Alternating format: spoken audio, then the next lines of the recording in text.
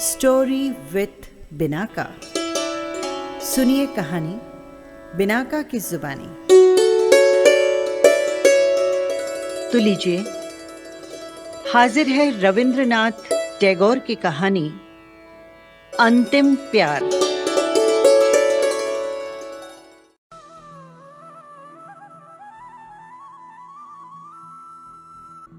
Art school के professor Manmohan बाबू घर में बैठे अपने मित्रों के साथ मनोरंजन कर रहे थे। ठीक उसी समय योगेश बाबू ने कमरे में प्रवेश किया। योगेश बाबू एक अच्छे चित्रकार थे। उन्होंने अभी थोड़े समय पूर्व ही स्कूल छोड़ दिया था। उन्हें देखकर एक व्यक्ति ने कहा, योगेश बाबू, नरेंद्र क्या कहता है, आपने सुना कुछ? योगेश बाबू ने आराम कुर्सी पर बैठकर पहले तो एक लंबी सांस ली, उसके बाद बोले, क्या कहता है? नरेंद्र कहता है बंग प्रांत में उसकी कोटि का कोई भी चित्रकार इस समय नहीं है। ठीक है, अभी कल का छोकरा है ना। हम लोग तो जैसे आज तक घास छीलते रहे हैं, झुंझलाकर योगेश बाबू ने कहा। जो लड़का बातें कर रहा था उसने कहा, केवल यही नहीं, नरेंद्र आपको सम्मान की दृष्टि से भी नहीं देखता है। योगेश बाबू ने उपेक्षित भाव से कहा, क्यों, कोई अपराध? वो कहता है आप आदर्श को ध्यान रखकर चित्र नहीं बनाते। तो किस दृष्टिकोण से बनाता हूं? दृष्टिकोण? रुपए के लिए। योगेश ने एक आंख बंद करके कहा, व्यर्थ। फिर आवेश में कान के पास से अपने अस्त व्यस्त बालों को ठीक कर बहुत देर तक मौन रहा। चीन का जो सबसे बड़ा चित्रकार हुआ है, उसके बाल भी बहुत बड़े थे। यही कारण था कि योगेश ने भी स्वभाव के विरुद्ध सिर पर लंबे लंबे बाल रखे हुए थे। ये बाल उनके मुख पर बिल्कुल नहीं भाते थे, क्योंकि बचपन में एक बार चेचक के आक्रमण से उनके प्राण तो बच गए, किंतु मुख बहुत कुरूप हो गया था। एक तो श्याम वर्ण, दूसरे चेचक के दाग। चेहरा देखकर सहसा यही जान पड़ता था मानो किसी बंदूक में छर्रे भरकर लिबलिबी दबा दी हो। कमरे में जो लड़के बैठे थे, योगेश बाबू को क्रोधित देखकर उनके सामने ही मुंह बंद करके हंस रहे थे। यकायक वो हंसी योगेश बाबू ने भी देख ली। क्रोधित स्वर में बोले, तुम लोग हंस क्यों रहे हो? एक लड़के ने चाटुकारिता से जल्दी जल्दी कहा, नहीं महाशय, आपको क्रोध आए और हम हंसे। ये भला कभी संभव हो सकता है? मैं सब समझ गया, अब अधिक चातुर्य की आवश्यकता नहीं। क्या तुम लोग ये कहना चाहते हो कि अब तक तुम सब दांत निकालकर रो रहे थे? मैं ऐसा मूर्ख नहीं हूं। ये कहकर उन्होंने अपनी आंखें बंद कर ली।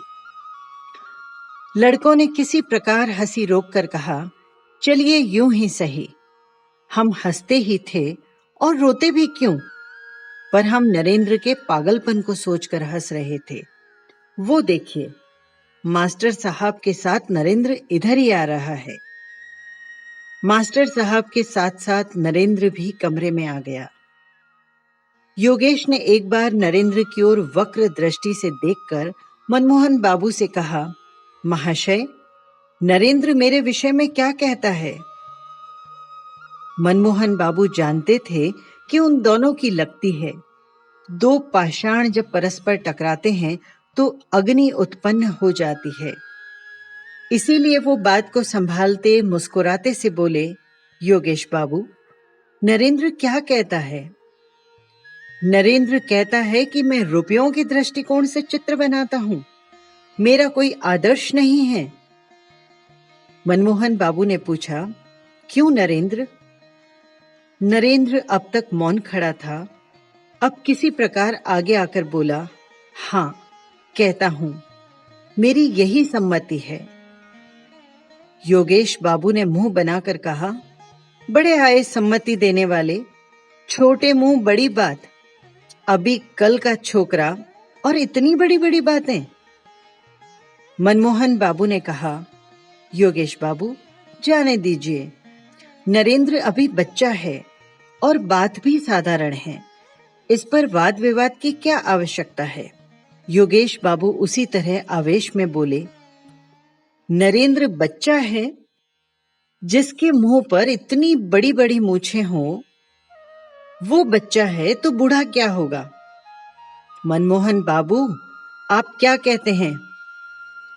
एक विद्यार्थी ने कहा, महाशय, अभी जरा देर पहले तो आपने उसे कल का छोकरा बताया था। योगेश बाबू का मुख क्रोध से लाल हो गया। बोले, कब कहा था? अभी इससे जरा देर पहले। झूठ, बिल्कुल झूठ। जिसकी इतनी बड़ी बड़ी मूछें हैं, उसे छोकरा कहूं? असंभव। क्या तुम लोग ये कहना चाहते हो कि मैं बिल्कुल मूर्ख हूं? सब लड़के एक स्वर में बोले, नहीं महाशय, ऐसी बात तो हम भूल कर भी जिह्वा पर नहीं ला सकते। मनमोहन बाबू किसी प्रकार हंसी रोक कर बोले, चुप चुप, गोलमाल न करो। योगेश बाबू ने कहा, हाँ नरेंद्र, तुम ये कहते हो कि बंग प्रांत में तुम्हारी टक्कर का कोई चित्रकार नहीं है? नरेंद्र ने कहा, आपने कैसे जाना? तुम्हारे मित्रों ने कहा। मैं ये तो नहीं कहता, फिर भी इतना अवश्य कहूंगा कि मेरी तरह हृदय रक्त पीकर बंगाल में कोई चित्र नहीं बनाता। इसका प्रमाण? नरेंद्र ने आवेशमय स्वर में कहा, प्रमाण की क्या आवश्यकता है? मेरा अपना विचार है। तुम्हारा विचार असत्य है। नरेंद्र बहुत कम बोलने वाला व्यक्ति था। उसने कोई उत्तर नहीं दिया। मनमोहन बाबू ने इस अप्रिय वार्तालाप को बंद करने के लिए कहा, नरेंद्र, इस बार प्रदर्शनी के लिए तुम चित्र बनाओगे ना? नरेंद्र ने कहा, विचार तो है। देखूंगा तुम्हारा चित्र कैसा रहता है। नरेंद्र ने श्रद्धा भाव से उनकी पगधूली लेकर कहा, जिसके गुरु आप हैं, उसे क्या चिंता? देखना सर्वोत्तम रहेगा। योगेश बाबू ने कहा, राम से पहले रामायण। पहले चित्र तो बनाओ, फिर कहना। नरेंद्र ने मुंह फेरकर योगेश बाबू की ओर देखा। कहा कुछ भी नहीं, किंतु मौन भाव और उपेक्षा से उनकी बातों से कहीं अधिक योगेश के हृदय को ठेस पहुंचाई। मनमोहन बाबू ने कहा, योगेश बाबू, चाहे आप कुछ भी कहें, मगर नरेंद्र को अपनी आत्मिक शक्ति पर बहुत बड़ा विश्वास है। मैं दृढ़ निश्चय से कह सकता हूं कि ये भविष्य का एक बड़ा चित्रकार होगा। नरेंद्र धीरे धीरे कमरे से बाहर चला गया। एक विद्यार्थी ने कहा, प्रोफेसर साहब, नरेंद्र में किसी सीमा तक विक्षिप्तता की झलक दिखाई देती है। मनमोहन बाबू ने कहा, हाँ, मैं भी मानता हूं। जो व्यक्ति अपने घाव को अच्छी तरह प्रकट करने में सफल हो जाता है, उसे सर्वसाधारण किसी सीमा तक विक्षिप्त समझते हैं। चित्र में एक विशेष प्रकार का आकर्षण तथा मोहकता उत्पन्न करने की उसमें असाधारण योग्यता है। तुम्हें मालूम है नरेंद्र ने एक बार क्या किया था? मैंने देखा कि नरेंद्र के बाएं हाथ की उंगली से खून का फंवारा छूट रहा था और वो बिना किसी कष्ट के बैठा चित्र बना रहा था। मैं तो देखकर चकित रह गया। मेरे मालूम करने पर उसने उत्तर दिया कि उंगली काटकर देख रहा था कि खून का वास्तविक रंग क्या है। अजीब व्यक्ति है। तुम लोग इसे विक्षिप्तता कह सकते हो, किंतु इसी विक्षिप्तता के कारण ही एक दिन वो अमर कलाकार कहलाएगा। योगेश बाबू आंखें बंद करके सोचने लगे, जैसा गुरु वैसा ही चेला, दोनों के दोनों पागल हैं। नरेंद्र सोचते सोचते मकान की ओर चला। मार्ग में भीड़भाड़ थी, कितनी ही गाड़ियां चली आ रही थी, किंतु इन बातों की ओर उसका ध्यान न था। उसे क्या चिंता थी, संभवतः इसका भी उसे पता न था। वो थोड़े समय के भीतर ही बहुत बड़ा चित्रकार हो गया था। इस थोड़े से समय में वो इतना सुप्रसिद्ध और सर्वप्रिय हो गया कि उसके ईर्ष्यालु मित्रों को अच्छा नहीं लगा। ईर्ष्यालु मित्रों में योगेश बाबू भी थे। नरेंद्र में एक विशेष योग्यता और उसकी तुलिका में एक असाधारण शक्ति है। योगेश बाबू इसे दिल ही दिल में खूब समझते थे, लेकिन ऊपर से उसे मानने के लिए तैयार न थे। इस थोड़े समय में ही उसका इतनी प्रसिद्धि प्राप्त करने का एक विशेष कारण भी था। वो ये कि नरेंद्र जिस किसी भी चित्र को बनाता, अपनी सारी योग्यता उसमें लगा देता। उसकी दृष्टि केवल चित्र पर रहती, पैसे की ओर भूल कर भी उसका ध्यान नहीं जाता। उसके हृदय की महत्वाकांक्षा थी कि चित्र बहुत ही सुंदर हो, उसमें अपने ढंग के विशेष लक्षण हो। मूल्य चाहे कम मिले या अधिक, वो अपने विचार और भावनाओं की मधुर रूपरेखाएं अपने चित्र में देखता था। जिस समय चित्र चित्रित करने बैठता, तो चारों ओर फैली हुई असीम प्रकृति और उसकी सारी रूपरेखाएं हृदय पटल से गुंफित कर देता। इतना ही नहीं, वो अपने अस्तित्व से भी विस्मृत हो जाता था। वो उस समय पागलों की भांति दिखाई पड़ता और अपने प्राण तक उत्सर्ग कर देने से भी उस समय शायद उसको संकोच न होता। ये दशा उस समय की एकाग्रता की होती। वास्तव में इसी कारण उसे ये सम्मान प्राप्त हुआ था। उसके स्वभाव में सादगी थी। वो जो भी बात सादगी से कहता, लोग उसे अभिमान और प्रदर्शनी से लदी हुई समझते। उसके सामने तो कोई कुछ न कहता, परंतु पीछे पीछे लोग उसकी बुराई करने से नहीं चूकते थे। सब के सब नरेंद्र को संज्ञाहीन सा पाते। वो किसी बात को कान लगाकर न सुनता। कोई पूछता कुछ और वो उत्तर देता कुछ। वो सर्वदा ऐसा प्रतीत होता जैसे अभी अभी स्वप्न देख रहा था और किसी ने सहसा उसे जगा दिया। उसने विवाह किया और एक लड़का भी उत्पन्न हुआ। पत्नी बहुत सुंदर थी, परंतु नरेंद्र को गृहस्थिक जीवन में किसी प्रकार का आकर्षण न था। तब भी उसका हृदय प्रेम का अथाह सागर था।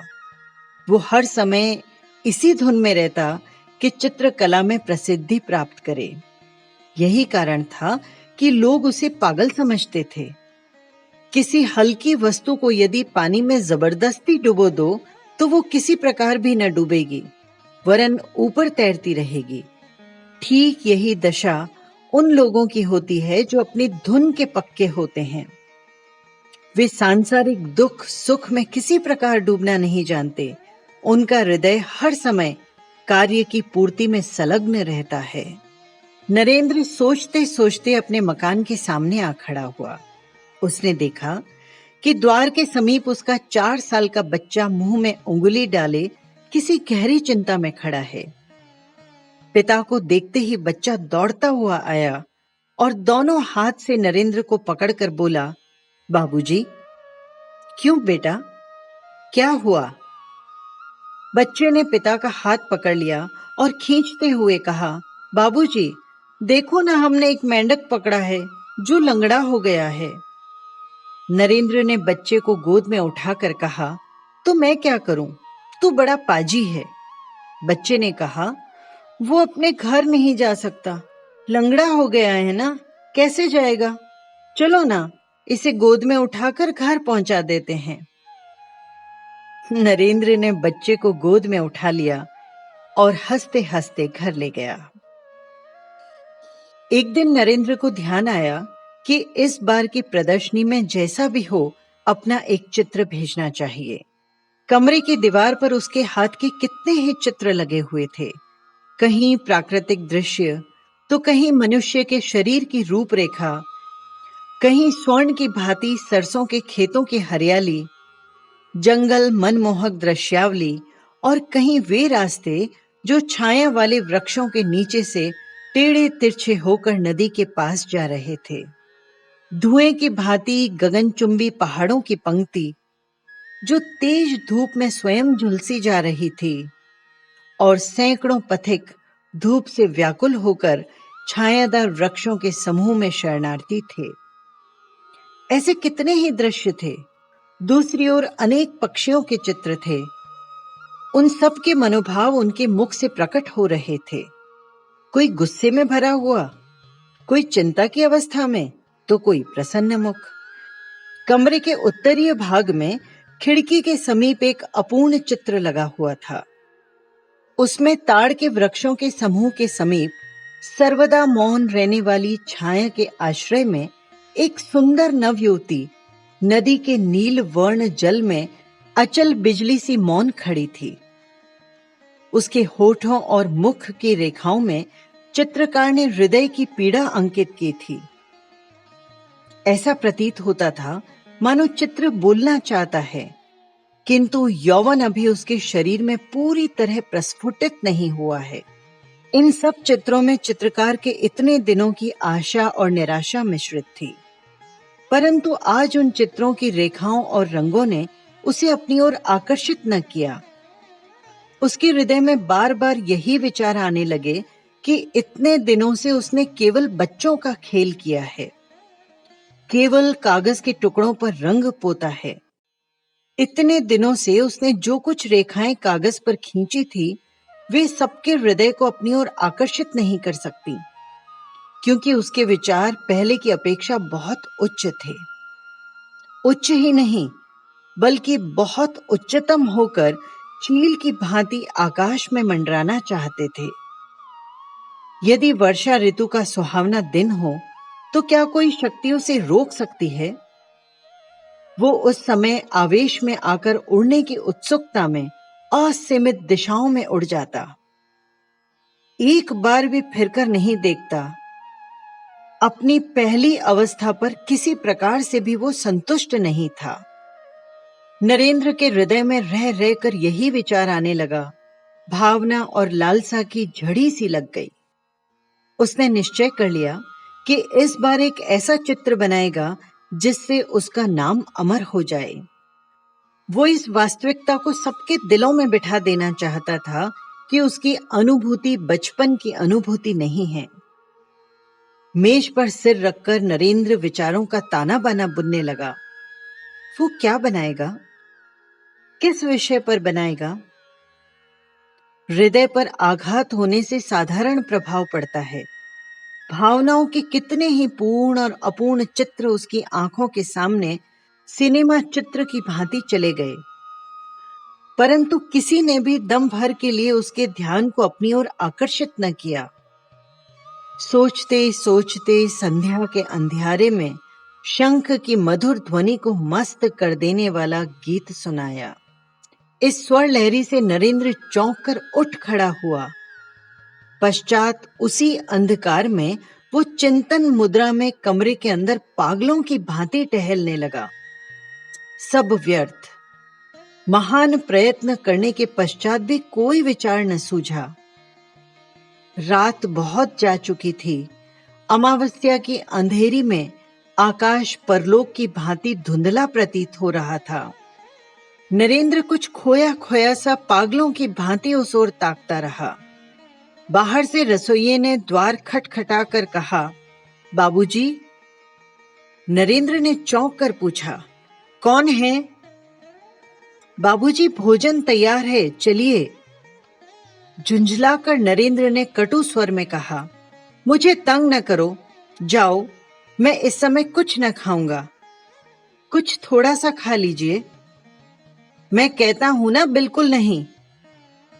और निराश मन से रसोइया भारी कदमों से वापस लौट गया और इधर नरेंद्र ने अपने को चिंतन सागर में डुबो दिया।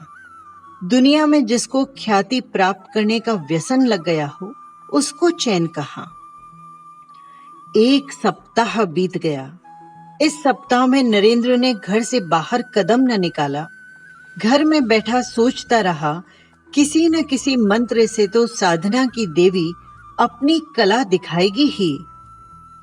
इससे पूर्व किसी चित्र के लिए उसे विचार प्राप्ति में देर न लगती थी, परंतु इस बार किसी तरह भी उसे कोई बात न सूझी।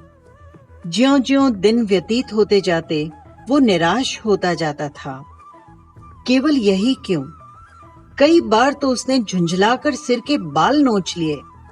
वो अपने आप को गालियां देता, पृथ्वी पर पेट के बल पड़कर बच्चों की तरह रोया भी, परंतु सब व्यर्थ। प्रातःकाल नरेंद्र मौन बैठा था कि मनमोहन बाबू के द्वारपाल ने आकर उसे एक पत्र दिया। उसने पत्र खोलकर देखा। प्रोफेसर साहब ने उसमें लिखा था, प्रिय नरेंद्र, प्रदर्शनी होने में अब अधिक दिन शेष नहीं है। 1 सप्ताह के अंदर यदि चित्र न आया तो ठीक नहीं। लिखना, तुम्हारी क्या प्रगति हुई है और तुम्हारा चित्र कितना बन गया है। योगेश बाबू ने तो चित्र चित्रित कर दिया है, मैंने देखा है, बहुत सुंदर है, परंतु मुझे तुमसे और भी अच्छे चित्र की आशा है। तुमसे अधिक प्रिय मुझे और कोई नहीं। आशीर्वाद देता हूं तुम अपने गुरु की लाज रख सको।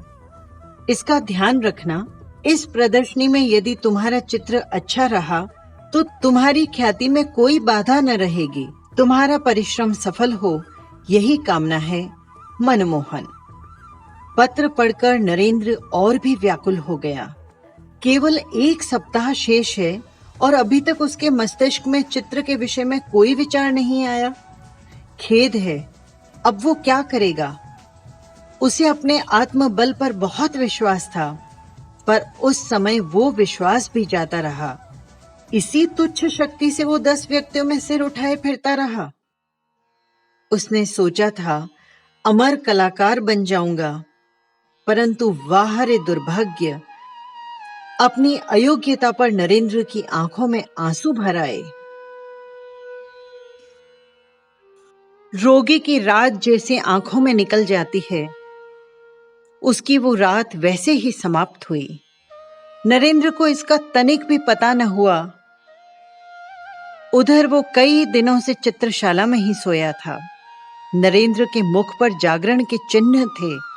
उसकी पत्नी दौड़ी दौड़ी आई और शीघ्रता से उसका हाथ पकड़कर बोली, अजी बच्चे को क्या हो गया है, आकर देखो तो। नरेंद्र ने पूछा, क्या हुआ?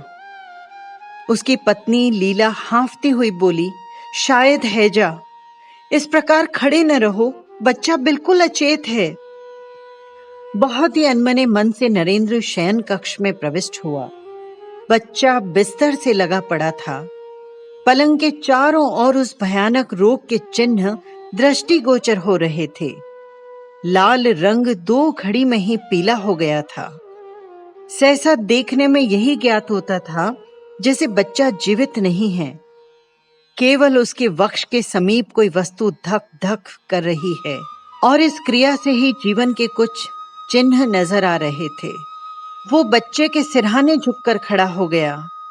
लीला ने कहा, इस तरह खड़े न रहो, जाओ जाकर डॉक्टर को बुलाओ। माँ की आवाज सुनकर बच्चे ने आंखें मली, भर्राई हुई आवाज में बोला, माँ, ओ माँ, मेरे लाल, मेरी पूंजी, क्या कह रहा है? कहते कहते लीला ने दोनों हाथों से बच्चे को अपनी गोद से चिपटा लिया। माँ के वक्ष पर सिर रखकर बच्चा फिर पड़ा रहा। नरेंद्र के नेत्र सजल हो गए। वो बच्चे की ओर देखता रहा। लीला ने उपालंब भरे स्वर में कहा, अभी तक यहीं खड़े हो, डॉक्टर को बुलाने नहीं गए? नरेंद्र ने दबी आवाज में कहा, हैं? डॉक्टर? पति की आवाज का अस्वाभाविक स्वर सुनकर लीला ने चकित होते हुए कहा, क्या? कुछ नहीं, तो जाओ डॉक्टर को बुला कर लाओ। अभी जाता हूं। नरेंद्र घर से बाहर निकला। घर का द्वार बंद हुआ। लीला ने आश्चर्यचकित होकर सुना कि उसके पति ने बाहर से द्वार की जंजीर खींच ली और वो सोचती रह गई, ये क्या? नरेंद्र चित्रशाला में प्रविष्ट होकर एक कुर्सी पर बैठ गया। दोनों हाथों से मुंह ढांप कर वो सोचने लगा। उसकी दशा देखकर ऐसा लग रहा था कि किसी तीव्र आत्मिक पीड़ा से पीड़ित है। चारों ओर गहरे सूनेपन का राज्य था। केवल दीवार पर लगी हुई घड़ी कभी न थकने वाली गति से टिक टिक कर रही थी और नरेंद्र के सीने के अंदर उसका हृदय मानो उत्तर देता हुआ धक धक कह रहा था। संभवतः उसके भयानक संकल्पों से परिचित होकर घड़ी और उसका हृदय आपस में कानाफूसी कर रहे थे। सहसा नरेंद्र उठ खड़ा हुआ, संज्ञाहीन अवस्था में कहने लगा, क्या करूं क्या न करूं, ऐसा आदर्श फिर न मिलेगा। परंतु परंतु वो तो मेरा पुत्र है। वो कहते कहते रुक गया, मौन होकर सोचने लगा। सहसा मकान के अंदर से सनसनाते हुए एक बाण की भांति हाय शब्द की हृदय बोधक आवाज उसके कान में पहुंची। मेरे लाल, तू कहां चला गया? जिस प्रकार चिल्ला टूट जाने से कमान सीधी हो जाती है, चिंता और व्याकुलता से नरेंद्र ठीक उसी तरह सीधा खड़ा हो गया। उसके मुख पर लाली का चिन्ह तक न था। फिर कान लगाकर उसने आवाज सुनी। वो समझ गया कि बच्चा चल बसा है। मन ही मन बोला, भगवान तुम साक्षी हो, मेरा कोई अपराध नहीं। इसके बाद वो अपने सिर के बालों को मुट्ठी में लेकर सोचने लगा। जैसे कुछ समय पश्चात ही मनुष्य निद्रा से चौंक कर उठता है, उसी प्रकार चौंक कर जल्दी जल्दी मेज पर से कागज, तुलिका और रंग आदि लेकर वो कमरे से बाहर निकल गया। शयन कक्ष के सामने एक खिड़की के समीप आकर वो अचकचा कर खड़ा हो गया। कुछ सुनाई देता है क्या? नहीं, सब खामोश है। उस खिड़की से कमरे का आंतरिक भाग दिखाई पड़ रहा था। झांक कर भय से थर थर कांपते हुए उसने देखा तो उसके सारे शरीर में कांटे से चुभ गए। बिस्तर उलट पुलट हो रहा था। पुत्र से रिक्त गोद किए मां वहीं पड़ी तड़प रही थी और इसके अतिरिक्त मां कमरे में पृथ्वी पर लौटते हुए बच्चे के मृत शरीर को दोनों हाथों से वक्ष स्थल के साथ चिपटाए, बाल बिखरे, नेत्र विस्फारित किए, बच्चे के निर्जीव होठों को बार बार चूम रही थी। नरेंद्र की दोनों आंखों में किसी ने 2 सलाखें चुभा दी हो। उसने होठ चबाकर कठिनता से स्वयं को संभाला और उसके साथ ही कागज पर पहली रेखा खींची। उसके सामने कमरे के अंदर वही भयानक दृश्य उपस्थित था। संभवतः संसार के किसी अन्य चित्रकार ने ऐसा दृश्य सम्मुख रखकर तुलिका न उठाई होगी। देखने में नरेंद्र के शरीर में कोई गति न थी, परंतु उसके हृदय में कितनी वेदना थी उसे कौन समझ सकता है। वो तो पिता था। नरेंद्र जल्दी जल्दी चित्र बनाने लगा। जीवन भर चित्र बनाने में इतनी जल्दी उसने कभी न की। उसकी उंगलियां किसी अज्ञात शक्ति से अपूर्व शक्ति प्राप्त कर चुकी थी। रूपरेखा बनाते हुए उसने सुना, बेटा, ओह बेटा, बातें करो, बात करो, जरा एक बार तुम देख तो लो। नरेंद्र ने अस्फुट स्वर में कहा, उफ, ये कितना असहनीय है, और उसके हाथों से तुलिका छूटकर पृथ्वी पर गिर पड़ी। किंतु उसी समय तुलिका उठाकर वो पुनः चित्र बनाने लगा। रह रह कर लीला का क्रंदन रुदन कानों में पहुंचता, हृदय को छेड़ता और रक्त की गति को मंद करता, और उसके हाथ स्थिर होकर उसकी तुलिका की गति को रोक देते। इसी प्रकार पल पल बीतने लगे। मुख्य द्वार से अंदर आने के लिए नौकरों ने शोर मचाना शुरू कर दिया था, परंतु नरेंद्र मानो इस समय विश्व और विश्वव्यापी कोलाहल से बहरा हो चुका था। वो कुछ भी न सुन सका। इस समय एक बार कमरे की ओर देखता और एक बार चित्र की ओर। बस रंग में तुलिका डुबोता और फिर कागज पर चला देता। वो पिता था, परंतु कमरे के अंदर पत्नी के हृदय से लिपटे हुए मृत बच्चे की याद भी वो धीरे धीरे भूलता जा रहा था। सहसा लीला ने उसे देख लिया। दौड़ती हुई खिड़की के समीप आकर दुखित स्वर में बोली, क्या डॉक्टर को बुलाया आपने? जरा एक बार आकर देख तो लेते कि मेरा लाल जीवित है या नहीं। ये क्या चित्र बना रहे हो? चौंक कर नरेंद्र ने लीला की ओर देखा। वो लड़खड़ा कर गिर रही थी। बाहर से द्वार खटखटाने की आवाज और बार बार चिल्लाने पर भी जब कपाट न खुले तो रसोइया और नौकर दोनों डर गए। वे अपना काम समाप्त करके प्रायः संध्या के समय घर चले जाते थे और प्रातःकाल काम करने आ जाते थे।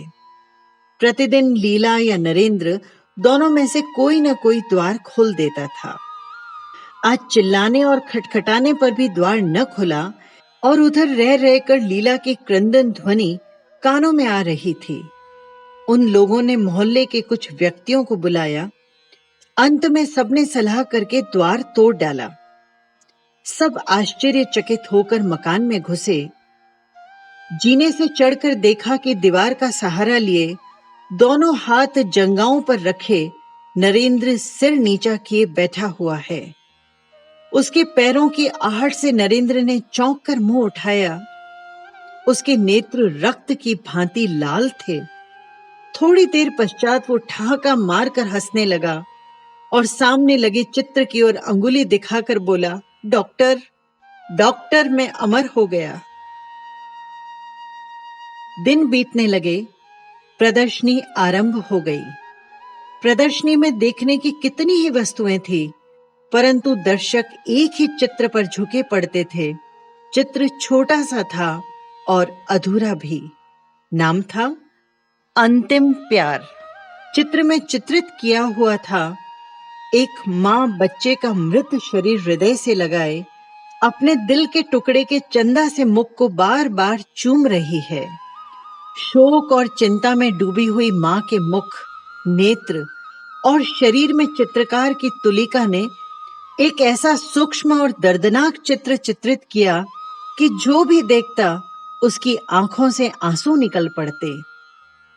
चित्र की रेखाओं में इतनी अधिक सूक्ष्मता से दर्द भरा जा सकता है, ये बात इससे पहले किसी के ध्यान में न आई थी। इस दर्शक समूह में कितने ही चित्रकार थे।